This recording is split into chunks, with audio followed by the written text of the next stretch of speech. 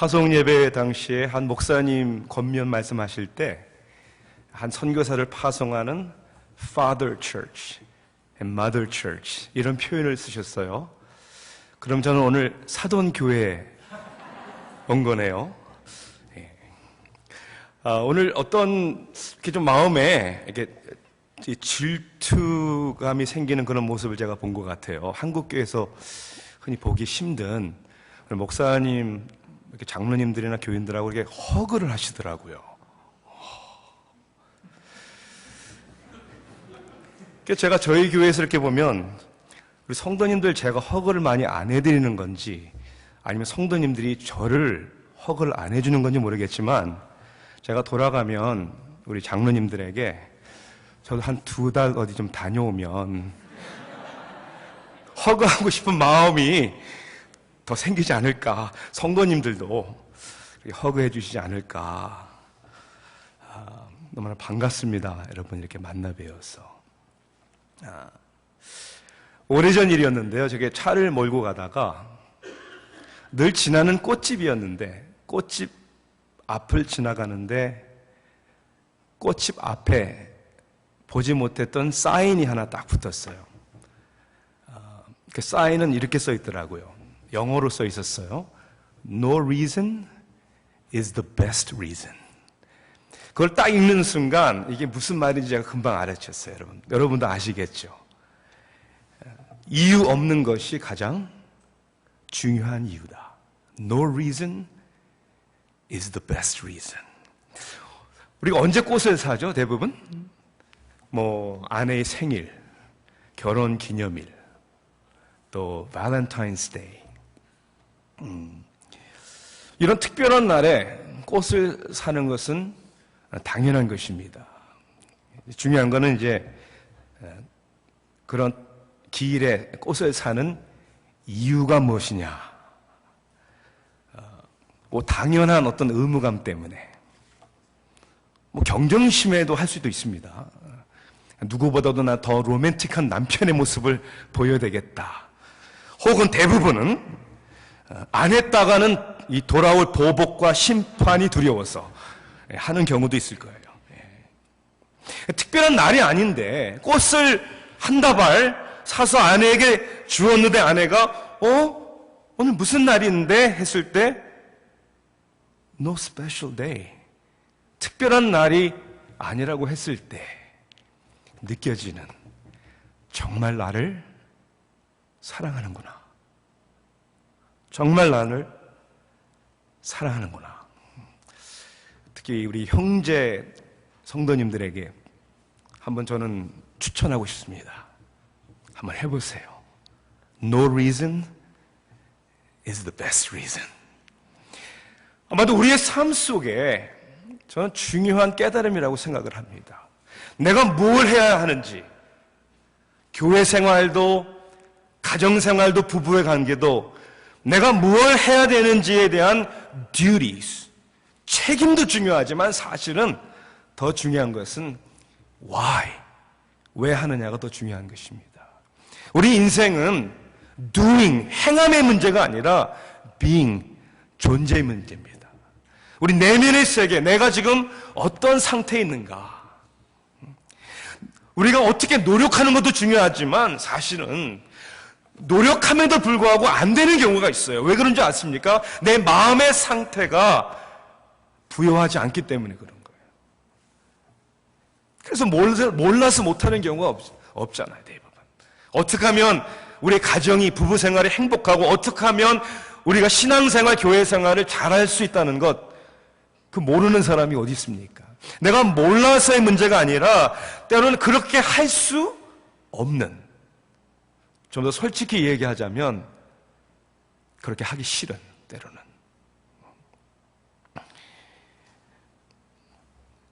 어느 한 여인이 너무 어떻게 보면 무관심하고 어뷰시브라고 할 수 있을까요? 그런 남편이 있었어요. 자유도 안 주고 갑갑하게 하는. 이 남편은 항상 이 출근을 할 때마다 아내에게 요만한 종이에다가 그날 아내가 해야 할 일을 쫙 적어놓는 거예요. 간 남자죠. 네. 뭐 하루 종일 해야 되는 일 여러 가지 있는데 그걸 다 써놓는 거예요. 네. 늘 어떠한 그 가정의 화목을 위해서 싸우는 게 싫으니까 이제 아내가 그렇게 살았어요. 그러다가 이제 어떤 이유에 남편이 세상을 떠나게 되었어요. 이제 혼자 된 몸이 되었죠. 홀로 있다가 사랑에 빠지게 되었어요. 한 남자를 사랑하게 되었고, 아니 자기를 정말 사랑해주는 남자를 만나게 되었어요. 결혼을 했습니다. 서로 합의하에 결혼을 해서 아내가 살던 집에서 사는 것이 여러모로 좋겠다 해서 이제 함께 이제 부부의 생활을 시작을 합니다. 남편이 너무 잘해주는 거예요. 배려해주고 이해해주고. 어느 날 아내가 막 집안일을 하다가 구석구석 집안일을 하다가 여러분 카우치 소파 속에 종이 쪽지 하나를 발견을 했는데 그 종이 쪽지를 딱 발견해서 그걸 보니까 깜짝 놀란 거예요. 그게 무슨 종이 쪽지였겠어요? 예전 전 남편이 출근하기 전에 자기에게 do list 있잖아요. honey do that do list. 근데 그걸 읽어보면 옛날 생각도 나지만 그걸 읽는 순간 깜짝 놀란 거예요. 왜 놀랐는 줄 아세요? 그 종이에 써있는 일들을 지금 자기가 하고 있더라는 거예요. 왜? 사랑하니까.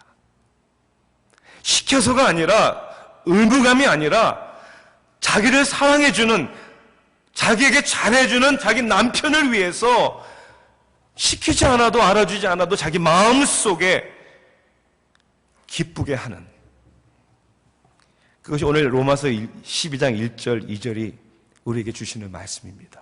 다시 한번 읽어볼까요? 아마 이 정도는 기쁨의 교회 성도님들도 암송했겠죠. 로마서 12장 1절과 2절을 우리 한번 다시 한번 읽어보십시다. 같이 시작. 그러므로 형제들아, 내가 하나님의 모든 자비하심으로 너희를 권하노니 너희 몸을 하나님이 기뻐하시는 거룩한 산제사로 드리라. 이는 너희의 드릴 영적 예배니라. 너희는 이 세대를 본받지 말고 오직 마음을 새롭게 함으로 변화를 받아 하나님의 선하시고 기뻐하시고 온전한 뜻이 무엇인지 분별하도록 하라. 그러므로 하나님의 모든 자비하심으로 너희를 권하노니. 사도 바울의 서신은 보편 2파트로 나눠져 있죠.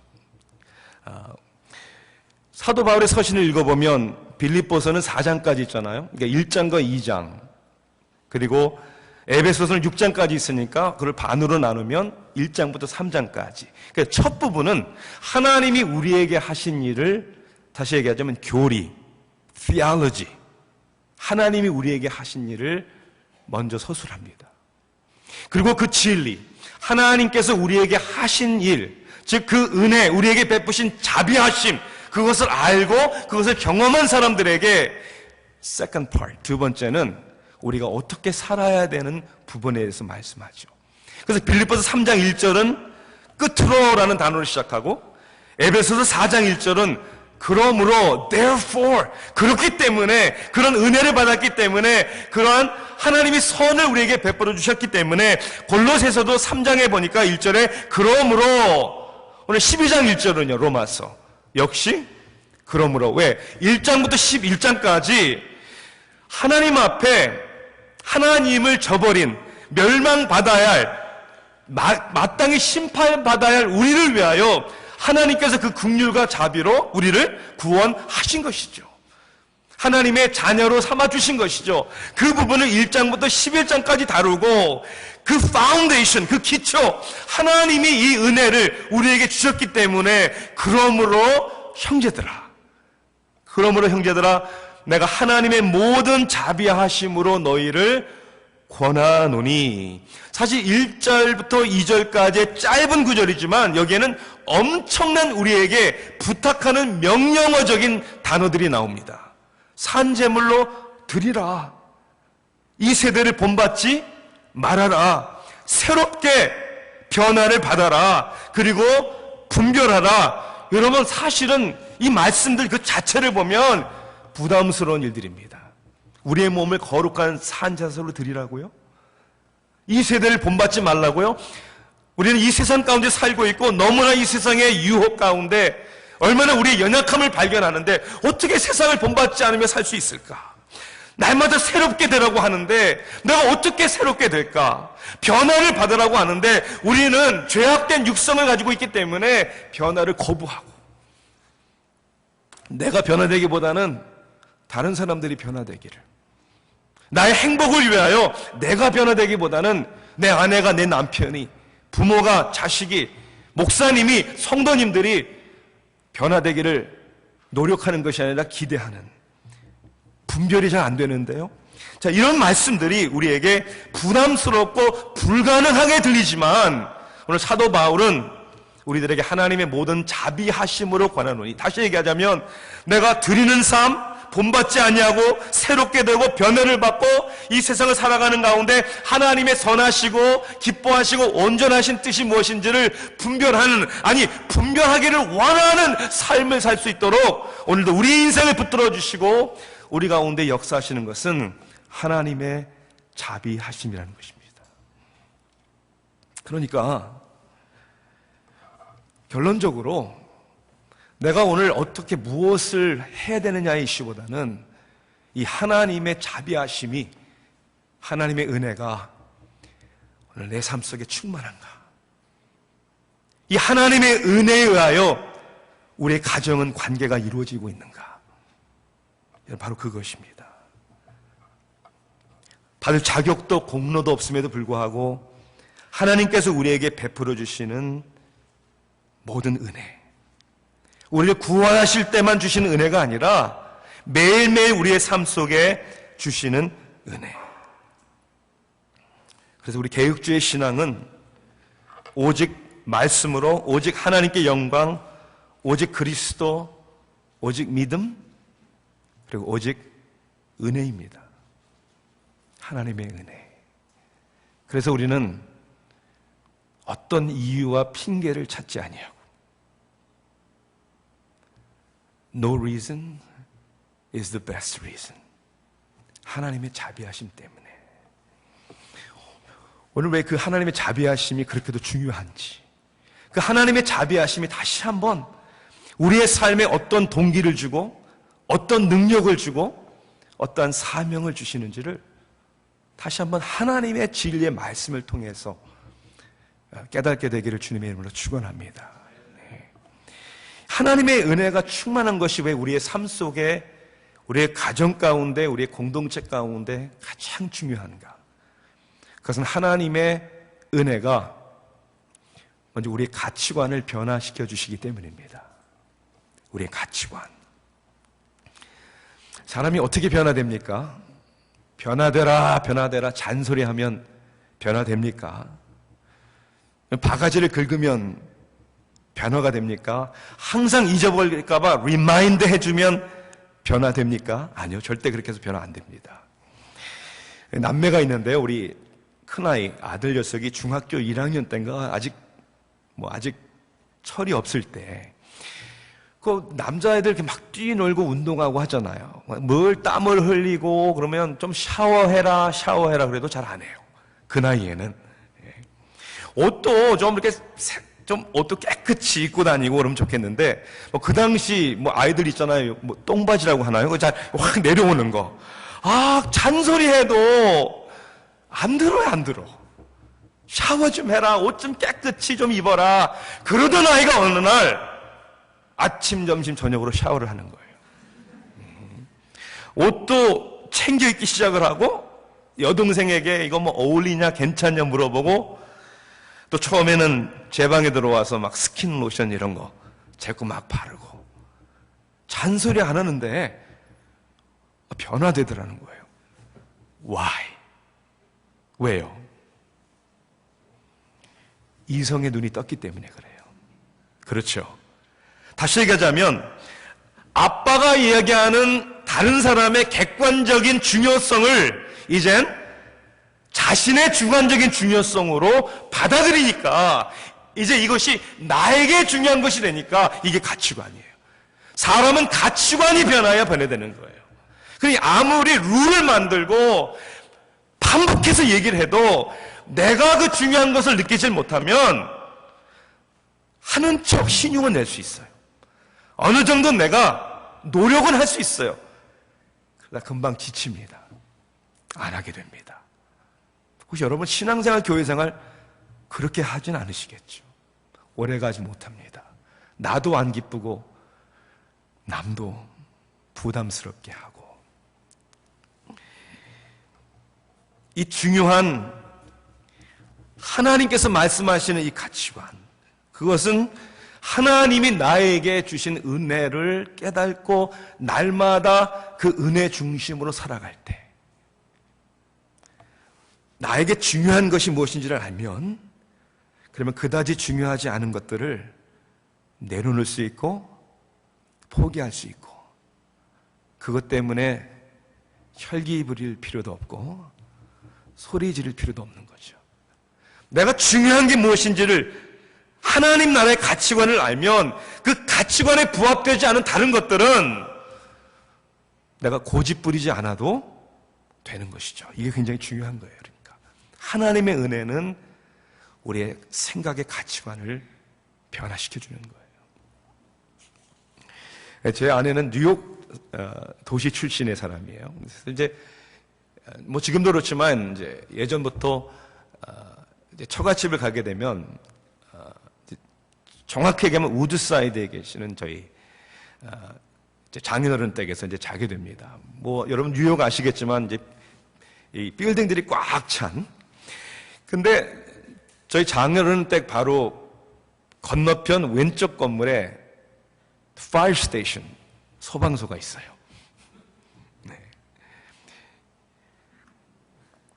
조지아주 조용한 데서 지내다가 모처럼 뉴욕에 이제 와서 잠을 청하는데 시도 때도 없이 웽 하는 거예요.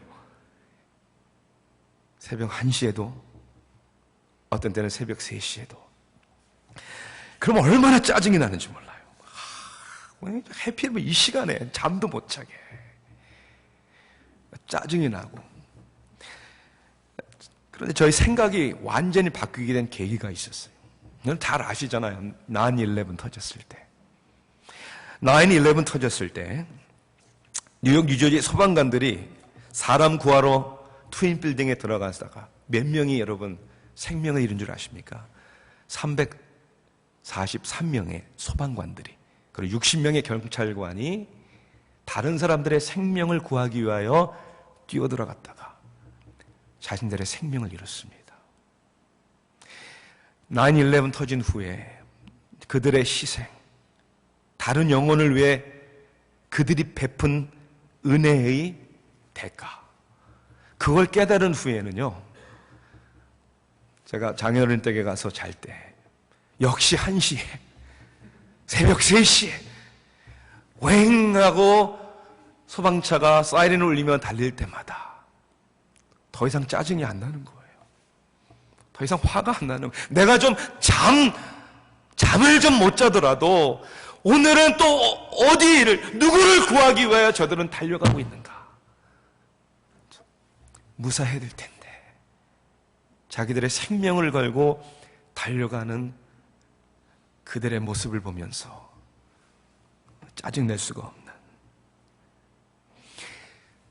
하나님께서 우리를 위하여 하늘 보좌를 버리시고 나 같은 죄인 살리시기 위하여 이 땅에 오셨고 나를 구원하셨을 뿐만 아니라 매일매일 나의 삶 가운데 임마누엘 하나님으로 함께 하시고 힘들고 어려울 때마다 나를 붙들어 주시고 나를 보호하시고 나를 인도하시는, 절대로 나를 포기하지 아니하시는, 끝까지 나와 함께 하시는 그 하나님의 은혜와 자비, 이 자비하심으로 너희를 권하노니, 이 자비하심 때문에 우리의 생각이, 우리의 패러다임이 다 바뀌어버리는 것이죠.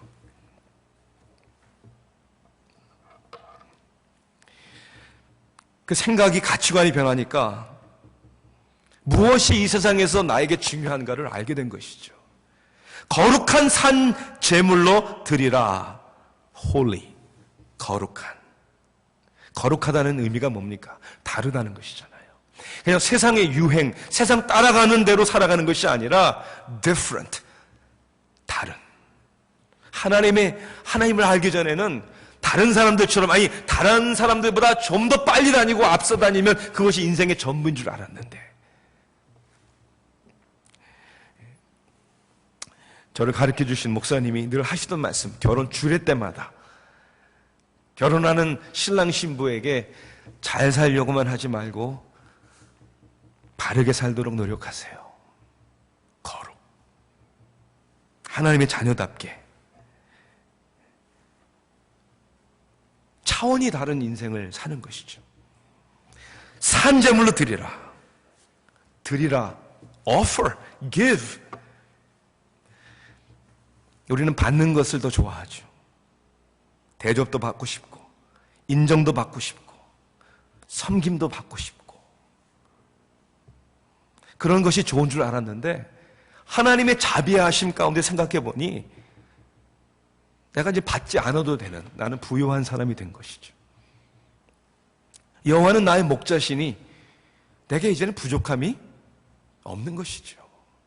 나의 나됨은 하나님의 은혜죠. 그래서 가치관이 달라진 거예요. 받고자 하는 삶이 아니라 드리고자 하는 삶으로 바뀌는 거죠. 또 영적인, 우리가 드릴 영적 예배냐고 그랬잖아요. spiritual, 영적인. 우리는 세상에 살고 있어요.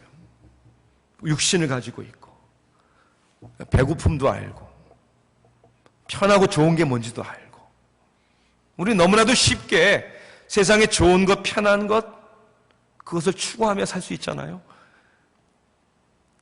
그런데 우리의 가치관이 하나님의 은혜로 달라지니까 육적인 것이 아니라 영적인, spiritual한, 이따가 다 지나가고 썩어지는 세상의 것이 아니라 영원한 것. K.P. 조헤난이라는 Gospel for Asia, 그분의 책을, 내용이 있지만 제목이 제일 멋있는 것 같아요. 제목을 이렇게 썼더라고요. Living in light of eternity. 오늘 우리가 어떻게 살아야 되냐면 in light of eternity, 영원한 세계를 바라보면서 살아야 되는 것이죠. 이게 하나님의 은혜를 받은 사람의 변화된 가치관의 모습이에요. 변화받는 삶. 내 환경이 변화되고, 내 가족이 변화되고, 다른 사람이 변화되기를 원하는데, 아니요. 누가 변화되어야 된다고요? 내가. 이것이 은혜 받은 사람의 변화된 가치관이에요. 여러분, 다른 사람 다 변해도 행복하지 않습니다. 이 세상에 가장 좋은 조건을 주어도 행복하지 않습니다. 거기엔 능력도 없습니다. 그런데 하나님의 은혜가 그거예요. 내가 변하면 다 변합니다. 내가 변하면 나도 행복해지고 다른 사람도 행복하게 만들어줄 수 있는 것이죠. 분별하는 삶. 뭘 분별합니까? 세상의 흐름? 성공의 비결? 그것도 중요하겠죠. 그런데 하나님의 선하시고 기뻐하시고 온전하신 뜻이 무엇인지를 분별하는 삶. 하나님의 모든 자비하심은 우리의 삶을 완전히 변화시켜 주시죠. 우리의 가치관을. 가치관이 변화된 사람들이 모인 공동체가 교회입니다. 이 가치관이 변화되지 않으면 세상 소셜 클럽보다도 더 못해지는 데가 교회입니다. 저는 이번 당회에서 이제 제가 건의를 해가지고 이제 우리 9월 달에도 저희 교회에 이제 오이코스반이라고 새가족반이 있죠. 교회 방문하신 분들을 등록하게 하는 그 새가족반에 등록하는 성도님들에게서 우리가 이제 뭐 교회 선물도 하고 그러잖아요. 선물이 마침 떨어졌대요. 그래서 뭘 선물해야 될까? 책을 선물하기로 우리는 결정을 했어요. 탐 레이너라는 목사님이 쓰신 책인데 한국말로 번역이 됐는데 한국말로도 그렇게 타이틀이 I am a church member. I am a church member. 그 책의 첫 부분에는 무슨 얘기가 나오냐면 오늘 많은 사람들이 교회를 다니는데 마치 컨트리 클럽 멤버십을 가진 것처럼 다니는 사람들이 많다. 칸츄리 클럽 멤버들은 뭘 기대합니까? 멤버로서의 혜택을 기대합니다. 그래서 혜택이 마음에 안 들면요, 더 좋은 혜택을 주는 것을 언제든지 바꿀 수가 있는 거죠. 이건 가치관이 변했던 사람 아닙니다. 추한 겁니다.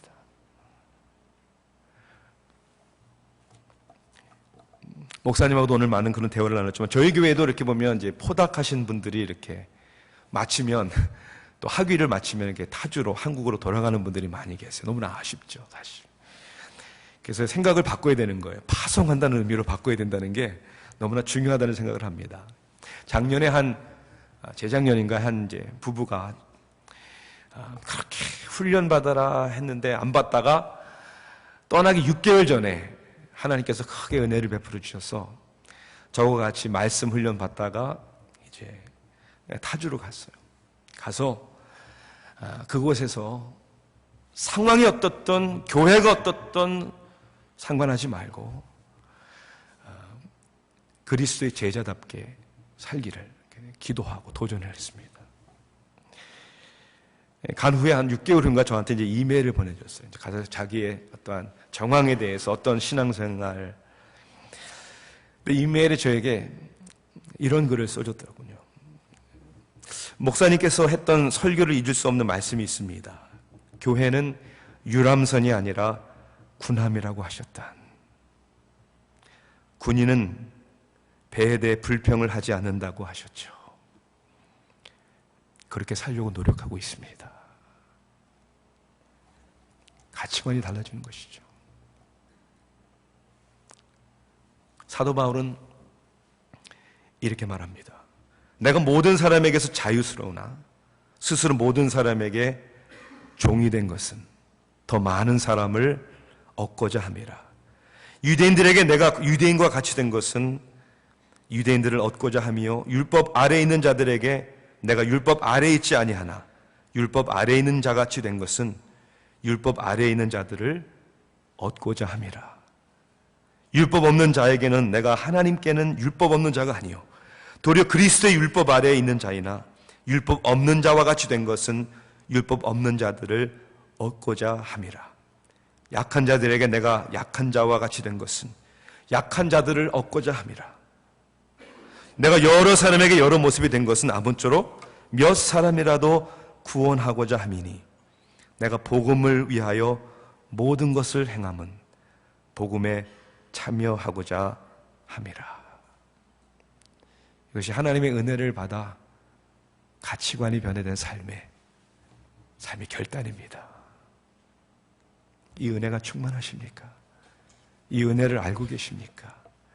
이 은혜가 여러분의 가정 가운데 움직이고 이 은혜가 여러분의 교인들과의 관계를, 내 가족과의 관계를, 때로는 내 마음을 아프게 하는, 속을 썩이는 자녀와의 관계, 이 은혜의 가치가 여러분의 삶을 주장하고 있습니까? 자, 하나님의 은혜가 중요한 이유는 이 은혜가 충만할 때 우리의 가치관을 변화시켜 줄 뿐만 아니라 우리에게 모티베이션, 동기를 줍니다. 이거 굉장히 중요한 얘기죠. 무엇을 어떻게 해야 하는데 중요하지만 왜라는 게 중요하다고 말씀을 드렸습니다. 여러분, 사랑 없이도 사랑의 행위를 할 수 있는 거 아시죠? 여기는 그러한 좀 문제가 좀 있는지 모르지만은 아틀란타는 이제 한인들도 많고 하다 보니까 다단계의 문제, 또 교회 안에서 비즈니스 때문에 많이 이렇게 상처받는 일들이 있어요. 이제 이런 상처죠. 새로운 분이 교회를 나오기 시작을 했는데 어느 한 분이 너무나도 상냥하게 자상하게 막 반겨주고 전화도 해주고 만나서 커피도 막 사주고 집도 초대하고, 그래서 야, 정말 그리스도의 사랑에 충만한가 보다. 아, 이런 교회에서 이런 분들과 신앙생활하면 참 좋겠구나. 이제 그랬는데 어느 날 집으로 초대해서 갔는데 딱 보니까 이 물건 한번 써보시죠. 여러분, 그 물건이 아무리 좋아도 상처되는 거 아시죠? 왜냐하면 이제까지 나를 반겨주고 나에게 이렇게 잘해준 거 꿍꿍이 속이 있었구나. 마음에 다른 이유가 있었구나. 그래서 조심해야 되는 거예요. 그래서 안 되는 거예요. 여러분, 우리가 신앙생활, 부모가 자녀를 위해서도 몸이 부서져라 이래도 그 희생을 때로는 자녀들이 몰라주는 이유가 뭐냐면 maybe sometimes 자녀들의 마음의 눈에 우리의 동기가 안 보이기 때문에 그럴 수도 있다는 거예요. 우리 교회생활, 신앙생활도 하나님을 위해서 한다는 모든 일들도 내가 무엇을 하든지 간에 얼마나 위대한 희생을 하나님 앞에 드린다 할지라도 과연 우리의 heart issue, 우리의 마음의 동기가 어디 있느냐가 중요한 것이죠. 어떤 사람들은 죄책감 때문에 섬기고 열심히 희생하는 사람들이 있습니다. 이거 안 하면 큰일 날 것 같은.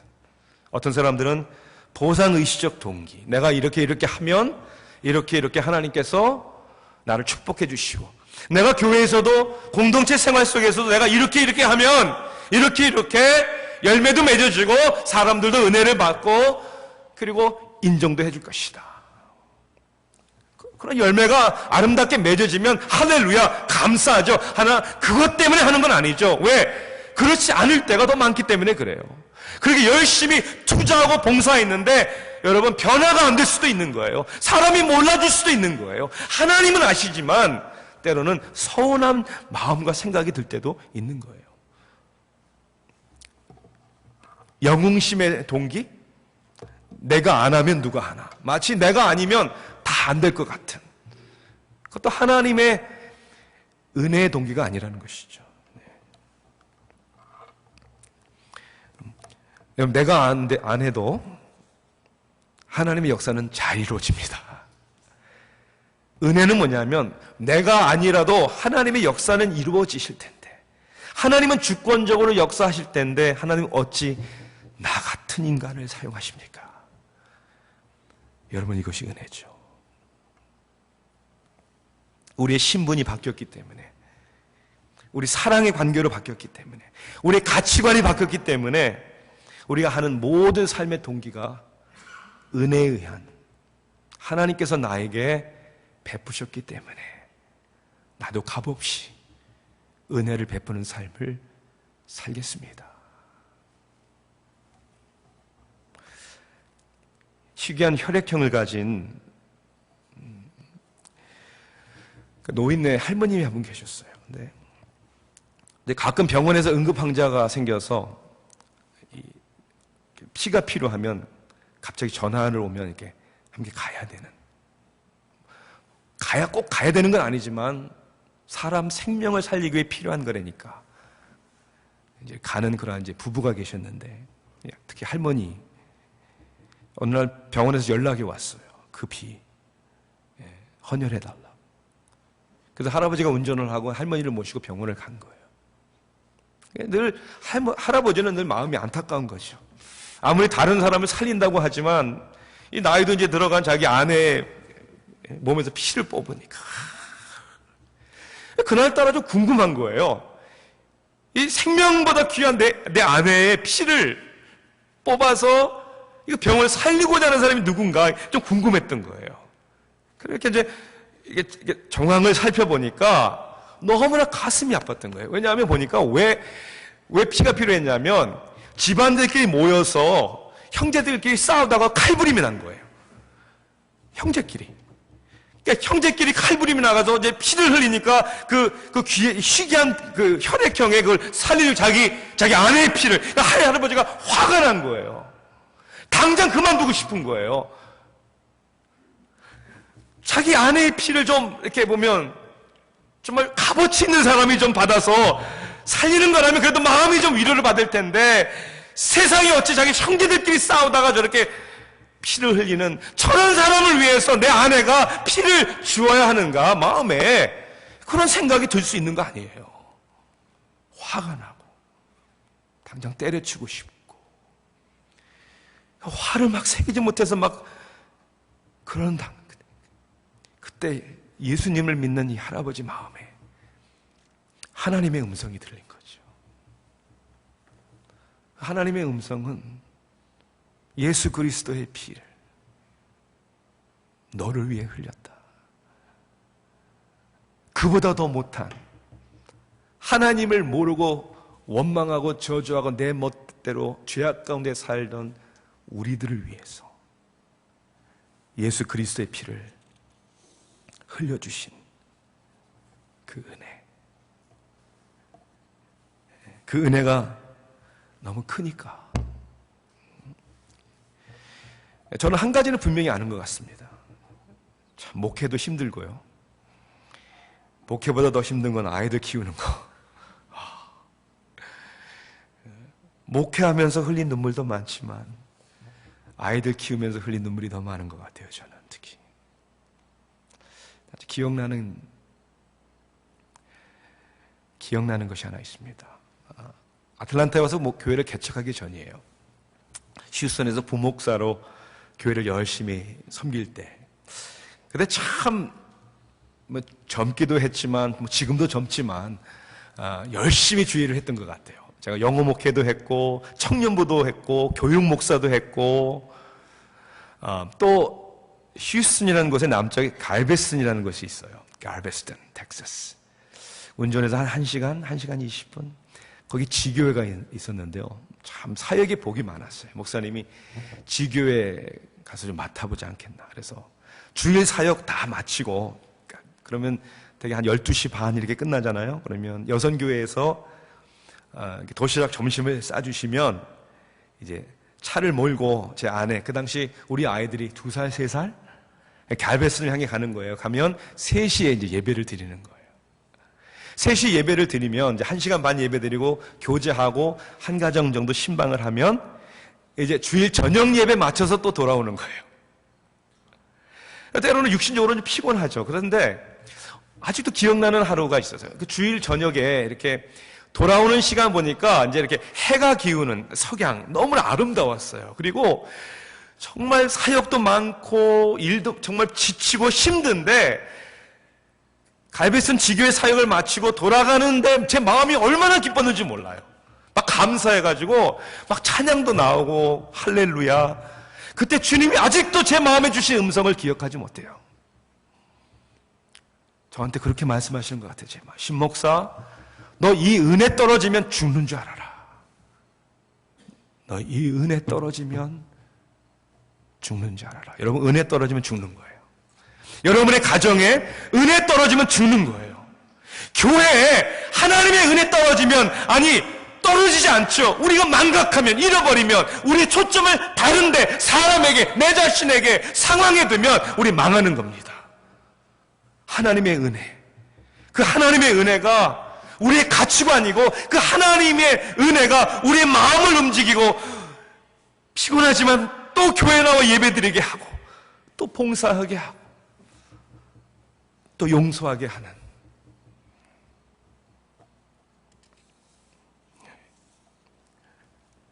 끝으로 하나님의 은혜는 우리의 가치관만이 아니라, 우리의 동기만이 아니라 우리에게 능력을 주십니다. 능력이 어디서 옵니까? 하나님의 은혜죠. 우리를 부르신 하나님이 능히 감당할 수 있는 지혜도 구하면 주시고, 그죠? 능으로도 심으로도 아니지만 하나님의 신을 우리에게 부어주셔서 감당케 해주시는 것이죠. 우리 크리스찬들은 이런 질문 절대로 하면 안 됩니다. 하나님의 일에 대하여. Can I really do it? 내가 정말 할 수 있습니까? No. Is it God's will? 이것이 하나님의 뜻입니까? 왜냐하면 허슨 테일러가 이렇게 얘기했나요? God's will done God's way will never let God supply. 하나님의 뜻을 하나님의 방법으로 일할 때 God supply, 하나님의 채워주심에 부족함이 없을 것이다. 그래서 하나님의 은혜가 우리의 삶 속에 불가능한 것을 가능케 하시는 능력이 되는 것이죠. 중요한 것은 우리를 강건케 하시고 감당케 하시는 하나님과의 은혜의 관계가 우리가 온전히 연결되어 있는가, 그게 중요한 것이죠. 여러분, 베큐um 머신, 진공 청소기가 미국에서 처음 나올 때가 1910년도였다고 합니다. 굉장히 오래됐죠. 그때 우리나라는 뭐 하고 있었나? 예. 근데 그날 진공청소기가 막 나오니까 이제 판매원들이 이제 이거 세일스맨들이 이걸 이제 팔려고 이제 막 가오방문을 해가지고 파는데 도시에는 경쟁심이 너무 세니까 한 판매원이 지혜를 낸 거예요. 이 도시에서는 내가 이걸 제대로 팔 수도 없으니까 이제 조그만 시골로 간 거예요. 시골로 가서 이제 탁 각오하고 내가 이제 여기서 꼭 팔리라. 그리고 이제 탁 집을 문 두들겼어요. 가정주부가 문을 엽니다. 그래서 얘기를 하는 거예요. 아, the vacuum machine. This is amazing. 이거 한번 꼭 보세요. 이거 청소를 너무 쉽게 해주고. 그러니까 우리 그거 필요 없어요. 그랬더니 그 있잖아요. 문 못 닫게 딱 놓고 무조건 들어가면서 무조건 시범을 보여줘야 되겠다. 시범을 어떻게 보여줬냐면 바닥에다가 가져온 먼지 흙을 확 뿌려버린 거예요. 제가 이거를 내가 10초 안에 청소 못하면 제가 혀로 다 핥아버리겠습니다. 아주 자신 있게. 뭔가 보여줘야 되는 거 아니에요, 그렇죠? 그러면 이제 가정주부가 놀란 거예요. 이 사람이 왜 이러나? 그러면서 이제 제가 시범을 보이겠습니다. 그러고 이제 꽂아야 되잖아요, 전기를. 막 꽂으려는데 이제 안 보이는 거예요, 이게. 가정주부가, 제가 그 말씀 드리려고 했는데,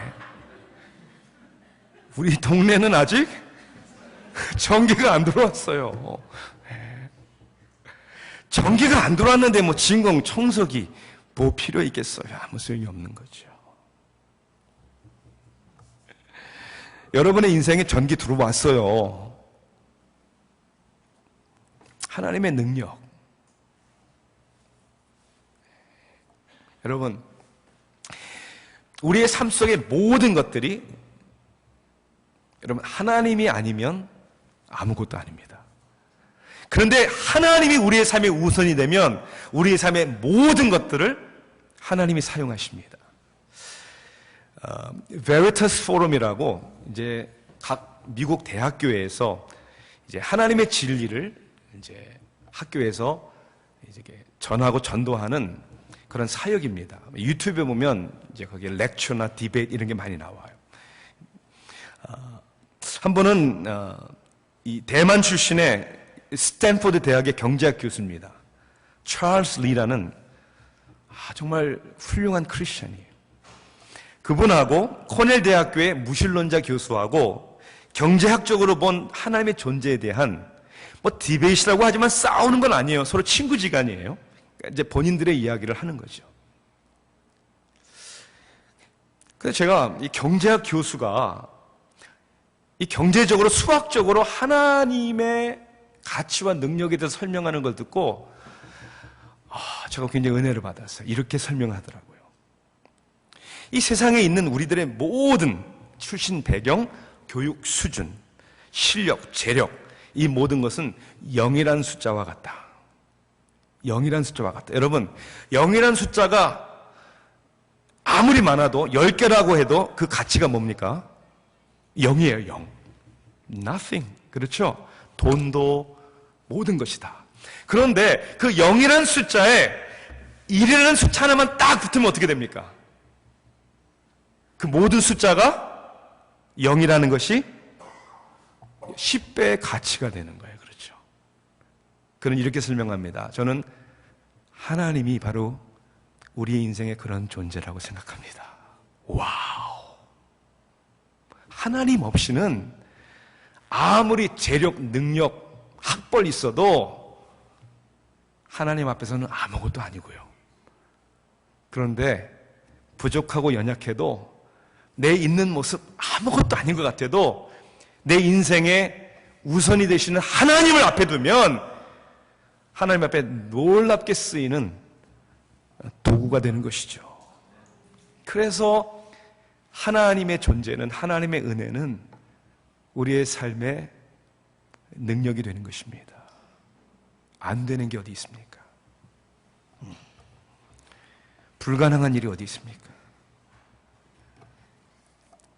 우리의 가정, 우리의 교회 다 변화시켜 줄 줄 믿습니다. 그래서 우리 수련회 때는 제가 좀 개인적인 그런 얘기를 좀 하겠는데, 아까도 우리 목사님에게 그렇게 얘기했는데 제 아들이 사실은 돌아온 탕자가 아니고요, 제가 돌아온 탕자였더라고요. 보니까 자녀 교육 제가 하려니까 안 되더라고요. 정말 안 되더라고요. 제가 변화되니까 조금씩 변화되더라고요. 안 될 것 같은 일들이. 여러분은 세상에, 아니 이 교회에 신앙생활하는 사람 가운데 누가 가장 믿음이 좋은 사람이라고 생각하십니까? 성경을 많이 하는 사람, 기도 많이 하는 사람, 봉사 열심히 하는 사람, 그거 다 해야 됩니다. 그런데 때로는 아니에요. 성경을 가장 많이 하는 사람들이 굉장히 힘들고요. 때로는 기도 제일 많이 하는 사람들이 제일 교만한 사람이고 남 비판 제일 잘하는 사람이 될 수도 있고요. 교회 봉사 열심히 하는 사람들이 때로는 자의가 강한 사람들이 있을 수 있습니다. 그럼 어떤 사람이 참 믿음이 좋고 성숙한 사람이냐? 저는 결론적으로 이렇게 생각합니다. 재생산하는 사람이다. 재생산. 왜냐하면 재생산의 의미는 뭐냐면 천하보다 귀한 영혼을 내가 품고 그 영혼의 구원을 위해서, 그 영혼의 행복과 삶을 위해서 내가 섬긴다는 것은 기도하지 않으면 안 되고요. 인내하고 성숙하지 않으면 안 돼요. 그래서 꿈에도 소원은 재생산이다. 우리 교회에서 이렇게 외쳐요. 여러분 한번 해보실까요? 꿈에도 소원은 재생산. 여러분 재생산 얼마큼 하셨어요? 예수님께서는 우리들에게 제자 삼으라고 그랬잖아요. 제자 삼으라. 교회 봉사 열심히 해라, 이거 해라. 그거는 부수적이고 방법적이고 수단적인 거지. 너희는 가서 모든 족속으로 제자를 삼아. 그렇죠? 그러니까 여러분 천국 가시면, 제가 확언하거니와 천국 가시면 여러분 반가우시겠죠? 예수님이 와 나를 환영해 주시고 딱 예수님이 그럴 거야. 스탑, 잠깐만. 그걸 물어보실 거예요. 여러분들에게 뭘 물어보실 것 같아요? 그건 제 생각이지만 다 아시지만 제자 몇 명 삼았냐 물어볼 거예요. 왜냐하면 하나님의 은혜는 우리로 하여금 다른 사람들을 위한, 첫째는 하나님의 영광이요 다른 사람들을 위한 재생산의 삶을 삽니다. 제가 다른 면에서는 제가 우리 목사님보다 앞선 게 하나도 없는 것 같은데 한 가지는 확실히 제가 앞섰습니다. 할아버지가 제가 먼저 됐어요. 할렐루야. 네. You don't know yet. 제 딸이 남매인데요. 아들, 딸인데 22살에 결혼을 했어요. 세상에. 우리는 누구 시집 보내고 싶어서 보냈어요. 자식 이기는 부모 없다고. 그래도 믿음의 집안은 아이를 만나서 자기들 좋아서 결혼한다는데. 그럼 뭐하게 급한지 결혼하자마자 아이를 턱 갔더니 아이를 낳았어요. 9월 마지막 주가 돌이 됩니다. 돌. 네. 이따 특별히 은혜 많이 받으신 분들에게만 사진을 보여드릴게요. 네. 제 아내하고 저는요, 내심 마음에 그런 거죠. 애를 낳아서 키운다는 게 이게 가능하냐? 이게 말이 되냐? 정말 애를 이제 낳는 날 내 겉으로는 터프하게 했지만 속으로 저 얼마나 울었는지 몰라요. 우리 애기가 애기를 낳다니. 그리고 애를 낳고 얘 어떻게 키울까? 잘 키우더라고요. 네. 왠지 아시죠? 쥐 새끼니까. 네. 자기가 난 아이니까. 잠이 그렇게 많은 아이가 아이 처음 나면 2시간마다 그죠? 젖을 주고. 자기가 낳은 생명은 저렇게 책임지는구나. 여러분들 다 그렇게 하셨고 또 하실 분들도 있겠고 저희들도 그렇게 했거든요. 저희는 뭘 알아서 그렇게 했겠습니까? 그러면서 아이가 성숙해지더라고요.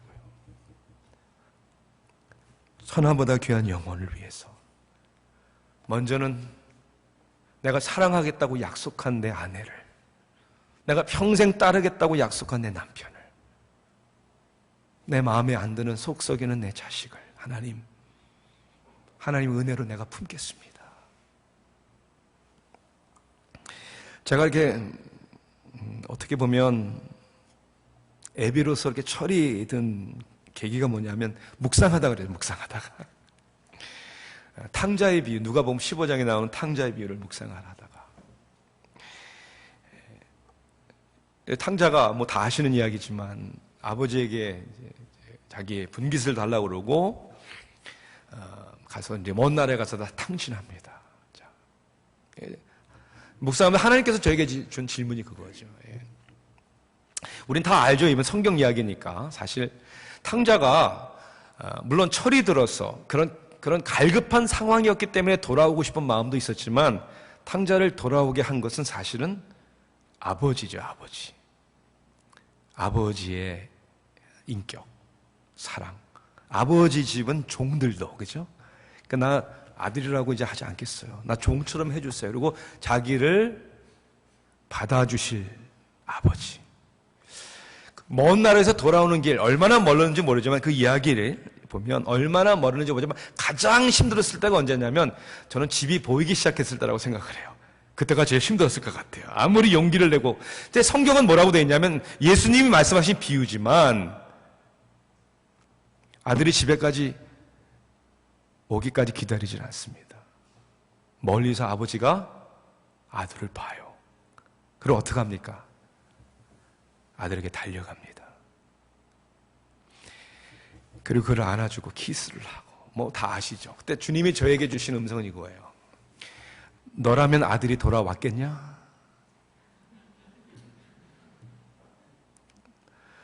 저의 확실한 대답은 아니요. 돌아오고 싶어도 저 때문에 돌아오지 않았을 것입니다. 그때 저는 기도했어요. 하나님, 그렇게 탕자가 될지라도 돌아올 수 있게 하는 아버지가 되게 해주세요. 그런 아버지가 되게 해주세요. 세상을 살다 보면 목회를 해도, 교회 생활을 해도, 자식을 키워도, 가정 안에서의 부부의 생활도 다 내 마음대로 안 됩니다. 아픔도 있어요. 상처도 있어요. 그런데 그 아픔보다, 그 상처보다 우리를 붙들어 주신 하나님의 은혜가 더 큰 것입니다. 그래서 가능한 거예요. 플로리다 주에 실질적으로 있었던 일입니다. 집 뒤에 큰 이렇게 호수가 있었어요. 아빠가 뒤에서 이렇게 집안일을 하는데 아들이 호수에 들어가서, 어린 아들인지만 가서 수영을 하고 있었어요. 그러니까 일을 하시다가 가끔 이제 아들이 잘 수영하고 놀고 있나 이렇게 보는데 아빠가 깜짝 놀란 거예요. 왜냐하면 이 호숫가 가운데서 수영을 하고 있는 아들을 향하여 저기 보니까 플로리다 악어가 자기 아들을 향해 달려가고 있는 거예요. 급히 아버지는 아들에게 외칩니다. 아들의 이름을 부르면서 빨리 수영 주라. 호숫가로 달려가잖아요. 아빠의 말을 듣는 이제 아들이 깜짝 놀라 이제 막 수영을 해서 호숫가로 나오기 시작을 하는데, 이제 호숫가에 이제 거의 다 들어서 이제 아버지의 손을 딱 잡는 순간 뒤에서 악어가 아들의 발을 확 물은 거예요. 거기에 이제 끌고 당기는 tug of war. 아들을 구하기 위한 아빠가 끌어당기고 아들의 발은 악어가 물고 있고 안 놓습니다. 당기는 막 아들은 울고 아빠는 온 힘을 내 당기는데 악어도 안 놓아요. 근데 마침 그 이웃의 그 광경을 지켜보던 사람이 집에서 엽총을 빨리 꺼내가지고 와가지고 그 악어를 쐈어요. 그리고 아들이 살았어요. 이제 소문이 나면서 TV 스테이션에서 이 뉴스감 아니에요? 그래서 악어 상처 때문에 병원에 입원해 있는 아들을 텔레비전 스테이션 뉴스 크루가 와가지고 인터뷰를 하는 거예요. 그때 어땠냐고, 지금 상처가 어떠냐고. 뉴스 리포터는, 뉴스 TV 카메라만은 아이의 상처를 이렇게 확 보여주고 정말 위험했구나 막 그러는데, 이 아이는 뭐라고 하냐면, 아니요, 이것 보세요, 이것 보세요. 그리고 자기 팔을 보여주는 거예요. 자기 팔에 난 상처. 악어는 발을 묻었는데 상처에 왜 팔에 상처가 있지?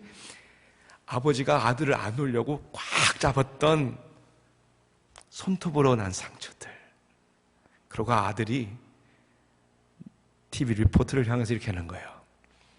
우리 아빠가 my father, he didn't let me go. 아빠가 나를 끝까지 붙들어줬어요. 아빠가 자기를 붙들어준 상처를 보여주면서 자랑스럽게 여기는 그 아들. 그게 하나님의 은혜라는 거예요. 우리를 끝까지 붙들어주시는 하나님의 은혜. 이 은혜가 우리의 능력이고요. 이 은혜가 오늘 우리들의 마음을 움직여주는 동기고요. 이 은혜가 다른 건 그냥 let go 할 수 있는, It's okay 할 수 있는 우리 인생의 가치관을 변화시켜주는 것입니다.